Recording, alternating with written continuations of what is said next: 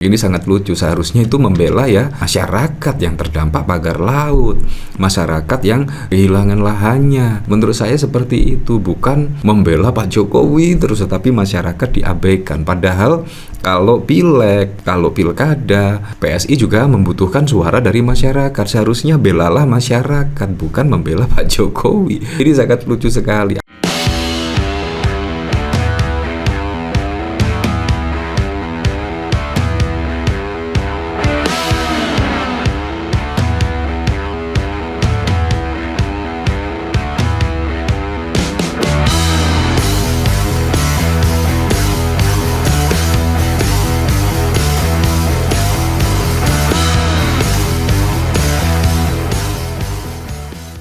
Ini ya yang sangat lucu sekali ya, dan bahkan kali ini PSI membela Pak Jokowi. Nah, apanya kira-kira yang dibela ya? Dibela dari apa? Seharusnya kan sebuah partai itu ya membela hak-hak rakyat yang dirampas. Apalagi kalau kita lihat pada saat lalu rame terkait apa namanya? Terkait pagar laut. Pagar laut kalau kita lihat tidak ada komentar yang berarti dari PSI.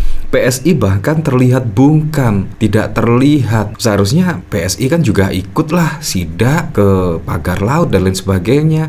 Tetapi ketika Jokowi diserang terkait OCC ORPI, terkait pagar laut dan lain sebagainya, tiba-tiba pasang badan. Tetapi pada saat lalu nelayan-nelayan berkeluh kesah terkait pemagaran pagar laut bahkan juga tidak tampak ya. Di media-media bahkan juga tidak tampak. Ini sangat lucu sekali. Tiba-tiba datang dan mengatakan, wah, jangan lupakan jejak kerja keras pemimpin sebelumnya. Ini menurut saya sangat lucu sekali. Oke, sekarang kita tanggapi ya kritikan dari PSI, jangan lupakan jejak kerja keras lah. Nah, kalau kita lihat juga, wah, banyak PSN-PSN yang akan dievaluasi. Dan bahkan kalau kita lihat pada saat lalu ya, Pak Prabowo bahkan menginstruksikan AHY untuk mengevaluasi seluruh proyek strategis nasional di era Pak Jokowi. Dan bahkan ada 280 proyek strategis nasional. Nah, kalau kita lihat rekam jejak ya seperti itu. Rekam jejaknya banyak. Misal mengubah, meloloskan Gibran, di situ ada paman dan presidennya masih Pak Jokowi. Itu menurut saya juga sangat wow sekali.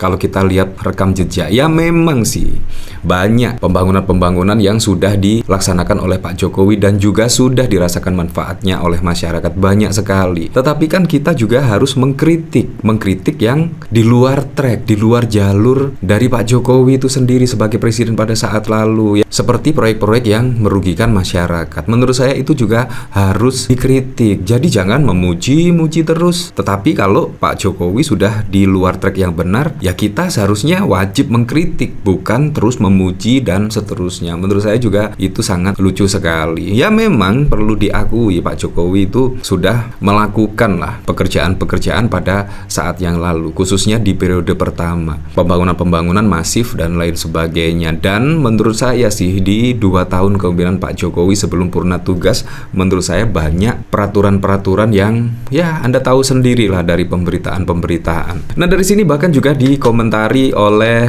Tommy Selby. Kembali bela Jokowi, PSI jangan lupakan jejak keras pemimpin bangsa ini. Izinkan kami yang waras ini bertanya, kemajuan apa yang sudah dibuat junjungan kalian? Maju utangan atau maju kasus korupsinya? Ya, apalagi saat ini kalau kita lihat ya, kasus korupsi menurut saya merajalela ya, dan bahkan dari tingkat atas sampai ke bawah. Nah, kalau kita melihat kemajuan apa kereta cepat, ya menurut saya masih belum bisa membuktikan ya kemajuan pesat. Apalagi juga saat ini APBN juga defisit. Seharusnya kemajuan itu ya diiringi dengan surplusnya APBN lah. Apalagi kalau kita lihat investasi-investasi, ternyata ya Anda tahu sendiri lah, banyak groundbreaking tetapi minim pembangunan. Ini juga wajib dievaluasi oleh Pak Prabowo Subianto. Menurut saya kebijakan Pak Prabowo Subianto sangat keren sekali. Tidak menambah hutang, melainkan menghemat anggaran. Ya seperti halnya pada saat lalu Pak Prabowo sudah menghemat setidaknya 306 triliun. Bahkan juga acara-acara di kementerian lembaga itu dipangkas 50%. Menurut saya itu juga sangat keren kebijakan tersebut, tidak menambah hutang melainkan menghemat. Ya, daripada menaikkan PPN sebesar 12% dikala masyarakat saat ini juga daya beli menurun, ya lebih baik menghemat anggaran. Menurut saya, kementerian dan lembaga juga harus ikut merasakan apa yang dirasakan oleh masyarakat. Kurang lebih seperti itu. Dari sini saya juga penasaran sih, kira-kira komentarnya seperti apa ya? Jejak kerasnya, hutang negara melonjak, SDA tambang dan hutan dikuras, para elit tapi rakyat diwarisi pajak tinggi, PSN jadi proyek sengsara nasional, warisan paling heboh, negara jadi seperti lumpuh akibat pagar laut seperti ini. Ya seperti itulah, 2,2 juga boleh. Ajur. Ya bahkan ada yang aneh nggak tentang isu Megatrust yang diembuskan waktu Jokowi masih jadi presiden. Ya pantai ya seperti itulah. Si Jokowi berkarya, inilah ekonomi yang meroket untuk para kroni. Ya, kalau kita lihat pada saat lalu ketika Pak Jokowi masuk dalam finalis OSISI ORPI juga membela habis-habisan ya. Ini sangat lucu, seharusnya itu membela ya masyarakat yang terdampak pagar laut, masyarakat yang kehilangan lahannya. Menurut saya seperti itu, bukan membela Pak Jokowi terus tetapi masyarakat diabaikan. Padahal kalau pileg, kalau pilkada, PSI juga membutuhkan suara dari masyarakat. Seharusnya belalah masyarakat, bukan membela Pak Jokowi. Ini sangat lucu sekali. Nah, bahkan juga dikomentari oleh John Sitorus ya, PSI bungkam soal kasus pagar laut di Tangerang. John Sitorus tiba-tiba sehening itu. Iya, ini juga sangat lucu sekali, sangat aneh sekali. Kalau kita lihat Raja Juli Antoni pada saat lalu masih menjabat sebagai Wakil Menteri ATR BPN ya pada saat lalu. Apakah Raja Juli Antoni ini sebenarnya tahu ya? Kita tidak tahu ya.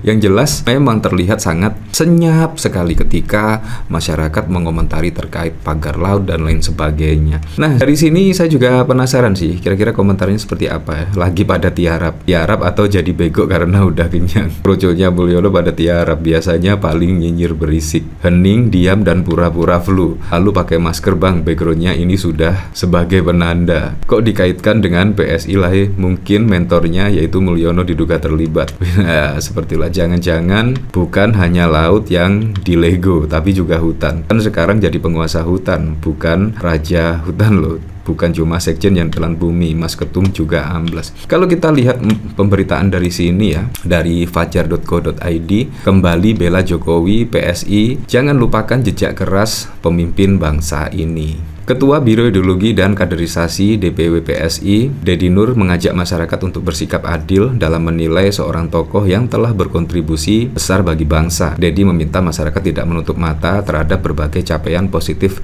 yang berhasil diwujudkan oleh sang pemimpin. Sebenci-bencinya Anda pada tokoh ini, jangan lupakan bahwa beliau adalah seorang pemimpin bangsa yang telah mencurahkan tenaga dan pikiran untuk kemajuan negeri, ujar Dedi dalam keterangannya di X. Mungkin tidak semua keputusan sempurna, tetapi jejak kerja kerasnya akan terus terlihat dan dirasakan oleh rakyat Indonesia, tambahnya. Ya, kemungkinan kebijakan-kebijakan Pak Jokowi yang tidak pro dengan masyarakat, contohnya perubahan undang-undang yang telah dilakukan di masa eranya, kemungkinan juga akan dirasakan masyarakat kemungkinan bertahun-tahun mendatang. Nah, menurut saya itu juga wajib dikritisi. Kalau misalkan Pak Jokowi itu melakukan pembangunan dan lain sebagainya, menurut saya itu tugas dari presiden. Dan menurut saya masyarakat ya harus mengkritik kebijakan-kebijakan yang tidak jalur trek yang benar. Menurut saya pada saat lalu ketika Pak Jokowi bekerja masih di jalur trek yang benar, masyarakat juga memuji-mujinya. Bahkan saya juga memuji-muji. Tetapi kalau sudah di luar trek, ya menurut saya sebagai masyarakat perannya ya harus mengkritik kebijakan-kebijakan tersebut. Menurut saya seperti itu. Ya, untuk selebihnya kita kembalikan lagi ke masyarakat menilainya seperti apa.